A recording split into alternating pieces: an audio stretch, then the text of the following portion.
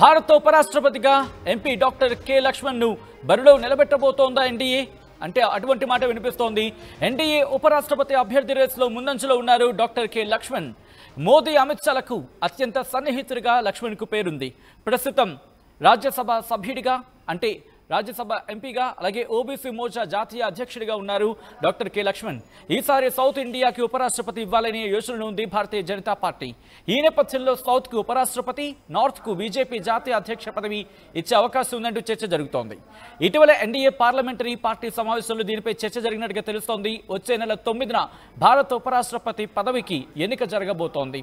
ఈ నేపథ్యంలో doctor K Laxman పేరు ప్రస్తావనకు వచ్చినట్టుగా తెలుస్తోంది, చర్చలో ఉన్నట్టుగా తెలుస్తోంది.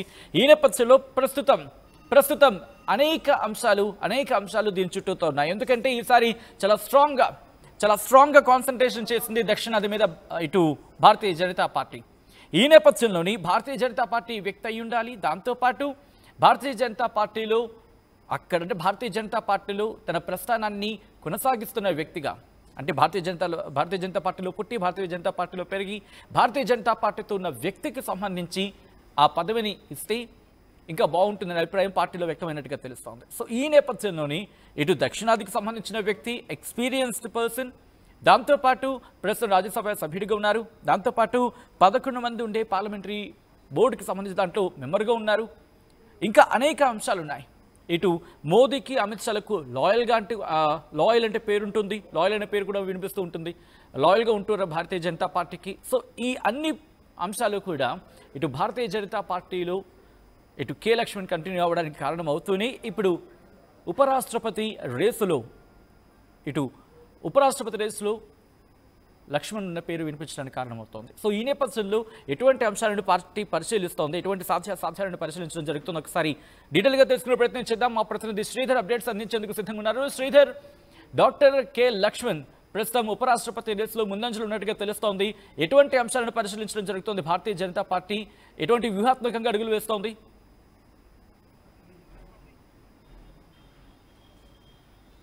యాసత్తినటు తెలంగాణకు చెందినటువంటి డాక్టర్ లక్ష్మణ్ ఉపరాష్ట్రపతి రేస్లో ఉన్నారు. ప్రధానంగా లక్ష్మణ్కు చాలా సానుకూల అంశాలు ఉండడంతో పాటు తను అనర్గళంగా అటు హిందీ, ఇంగ్లీష్తో పాటు మంచి దేశవ్యాప్తంగా కూడా కాస్త పట్టున్నటువంటి నాయకుడు. పార్లమెంటులో మాట్లాడినప్పుడు రాజ్యసభలో కూడా పార్టీకి సంబంధించినటువంటి అంశాలు వివరించడంలో, ప్రతిపక్షాలను కూడా ఎదుర్కోవడంలో ధీటైనటువంటి వాళ్లకు సమాధానాలు చెప్తూ కూడా లక్ష్మణ్ ఉన్నట్టు కూడా సమాచారం. ఇందులో భాగంగానే ఇప్పటికీ కేంద్ర పార్టీ కూడా అటు ఉపరాష్ట్రపతి అభ్యర్థికి నోటిఫికేషన్ రిలీజ్, దానికోసం కూడా కసరత్తులు మొదలు పెడుతుంది. ఎవరు ఎప్పుడు అనే దానిపై కూడా పెద్ద ఎత్తున కసరత్తులు మొదలు పెడుతుంది. అందులో లక్ష్మణ్ పేరు కూడా సౌత్కు ఒకవైపు ఉపరాష్ట్రపతి ఇచ్చే యోచనలో కూడా అటు కేంద్ర ప్రభుత్వం, అటు కేంద్ర జాతీయ పార్టీ కూడా ఉన్నట్టు సమాచారం. ఇందులో భాగంగానే సౌత్ నుంచి అయితే కూడా సీనియర్ నాయకులుగా పార్టీకి ఎంతో లాయల్గా పనిచేసి ఇచ్చినటువంటి పనిని కూడా ఎప్పటికప్పుడు కూడా పార్టీకి లాయల్గా పనిచేసేటువంటి లక్ష్మణ్ కూడా ఈ రేసులో ముందంజలో ఉన్నట్టు కూడా సమాచారం. ఇప్పటికే లక్ష్మణ్ అటు పార్టీకి సంబంధించినటువంటి దాంట్లో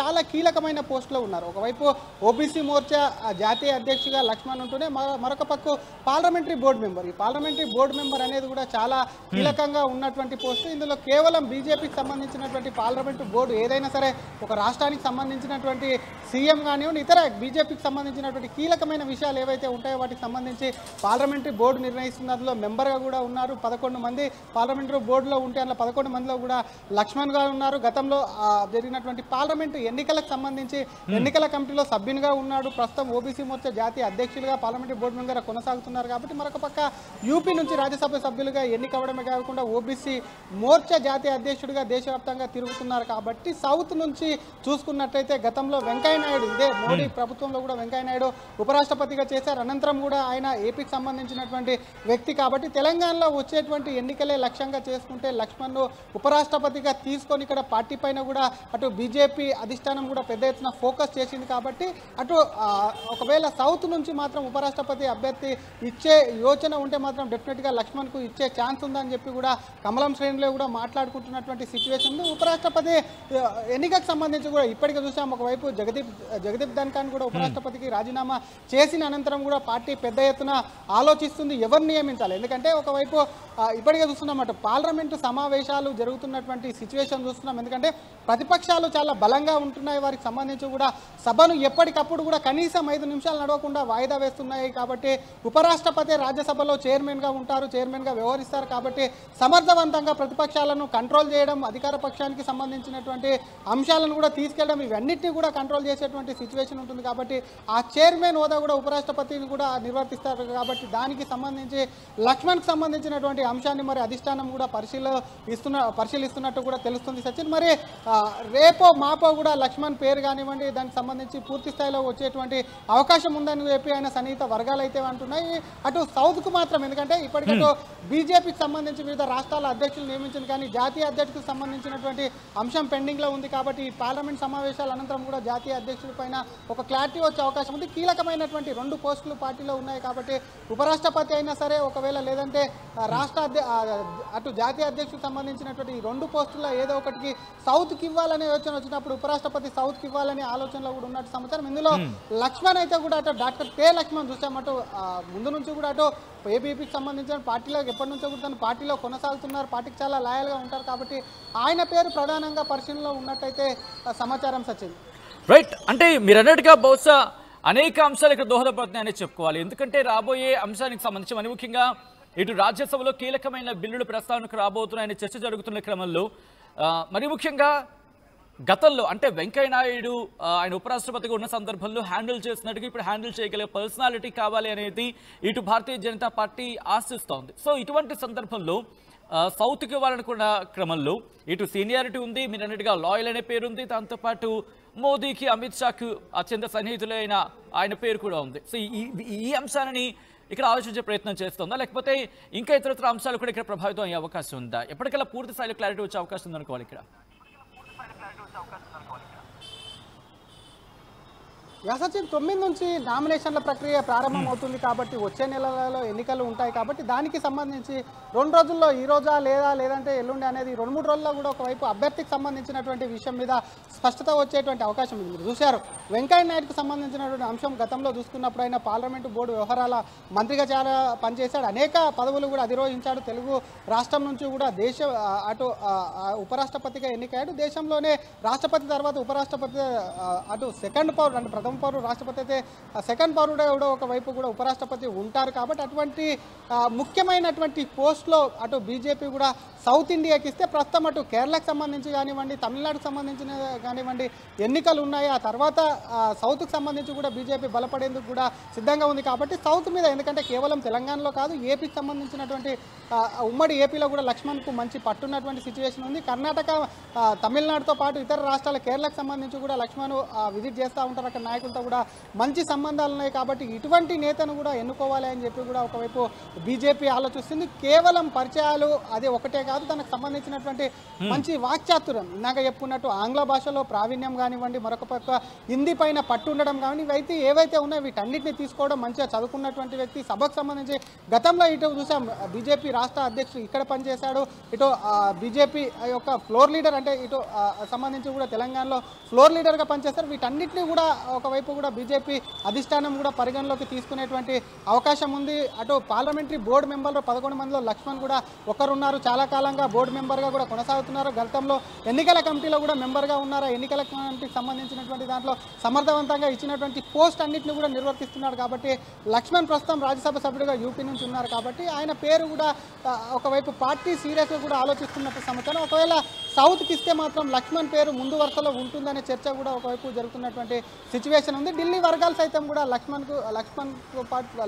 కూడా ఇదే విషయాన్ని చెప్తున్నట్టు సమాచారం. మొత్తం మీద అటు తెలంగాణ నుంచి కూడా ఈసారి గిట ఒకవేళ ఉపరాష్ట్రపతి ఇచ్చే తెలంగాణకు మరొక కీలకమైన పదవి ఇచ్చినట్టే అని చెప్పి కూడా కమలంనాథులు చెప్తున్నటువంటి పరిస్థితి సచిన్. రైట్, బహుశా ఇంకొక వ్యూహాత్మకమైన ఉండొచ్చు, ఎందుకంటే వివాదరహితుడు సౌత్కి సంబంధించి మాట్లాడుకునే క్రమంలో ఎక్కడ కూడా వివాదాలు లేవు. సో మిగతా పార్టీల నుంచి కూడా పార్టీల అతీతంగా ఇండివిజువల్స్ నుంచి కూడా మద్దతు వచ్చే అవకాశం ఉంటుంది, సపోర్ట్ వచ్చే అవకాశం ఉంటుంది, సపోర్ట్ తీసుకునే అవకాశం ఉంటుంది. ఆ కోణంలో కూడా ఆలోచిస్తున్నా అనుకోవాలి ఇక్కడ Bharatiya Janata party.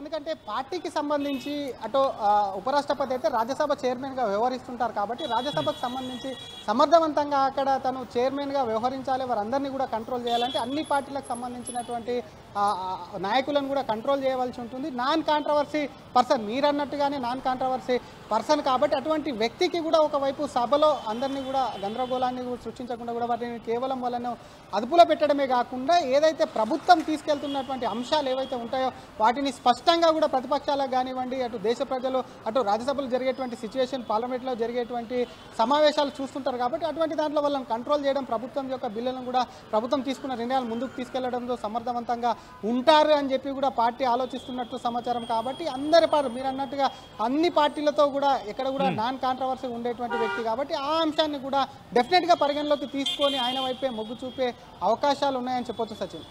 Right. At the same time జమిలీ ఎన్నికలకు సంబంధించి ఆయన ఆ అంశానికి సంబంధించి కీలక పాత్ర పోషిస్తున్న సందర్భంలో బహుశా రేపు ఉదయం జమిలీ ఎన్నికలు వచ్చే సందర్భంలో లేకపోతే ఈ అంశం పార్లమెంట్ని కూడా కొంచెం ఒక అంశంగా, ఎందుకంటే దానికి సంబంధించి ప్రొసీజర్ జరిగే క్రమంలో కాస్త అంశం పార్లమెంట్లో కూడా ఒక డిస్కషన్కి దారితీసే అవకాశం ఉంటుంది కాబట్టి సో ఈ క్రమంలో అన్నిటి అంటే జమిలీ ఎలక్షన్స్ కోణంలో కూడా ఆయన్ని రంగంలోకి దించాలనుకోవచ్చా?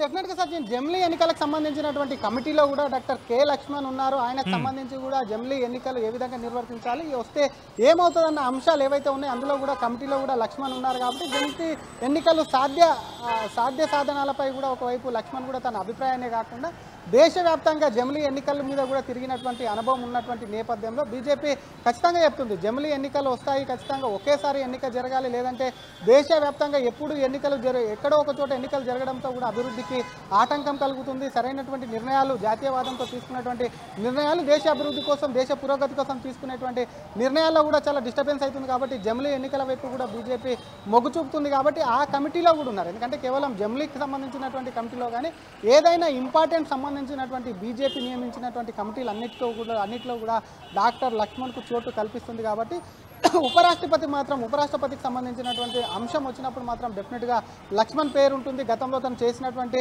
బాధ్యతలు కానివ్వండి, తన పార్టీకి ఉన్నటువంటి లాయల్టీ కానివ్వండి, నాన్ కాంట్రవర్సీ కానివ్వండి, ఇంకోవైపు తను నిర్వర్తించబోయే పదవికి అర్హుడా కాదా ఏ విధంగా అనేది కూడా దానికి ఆ పదవికి సంబంధించినటువంటి అంశాలన్నింటినీ కూడా లెక్కబెట్టి కూడా ఆయన వైపు కూడా కొంత పార్టీ సుముఖంగా అయితే ఉన్నట్టు సమాచారం. ముఖ్యంగా ఇందాక చెప్పుకున్నట్టు మళ్ళీ ఒకటే ఇక్కడ పెద్ద ఎత్తున చర్చ జరిగేది ఏంటంటే సౌత్ నార్త్ అనే విషయం కూడా ఎప్పుడు చర్చ జరుగుతుంది. బీజేపీలో మళ్ళీ కీలకమైనటువంటి 2 పదవులు ఉన్నాయి కాబట్టి అందులో ఒకటి జాతీయ అధ్యక్షుడికి నార్త్కి వెళ్తే ఖచ్చితంగా ఉపరాష్ట్రపతి మాత్రం కూడా సౌత్కి వస్తుంది. అది కూడా సౌత్ నుంచి కూడా మరి లక్ష్మణ్ అయితే ముందు వరుసలో ఉన్నారనే చర్చ జోరుగా కొనసాగుతుంది. కాబట్టి వీటన్నిటిని మనం చెప్పినటువంటి అనుకూలమైనటువంటి అంశాలన్నిటి కూడా ఆయన కలిసి వచ్చేటువంటి అవకాశం ఉందని చెప్పొచ్చు సచిన్.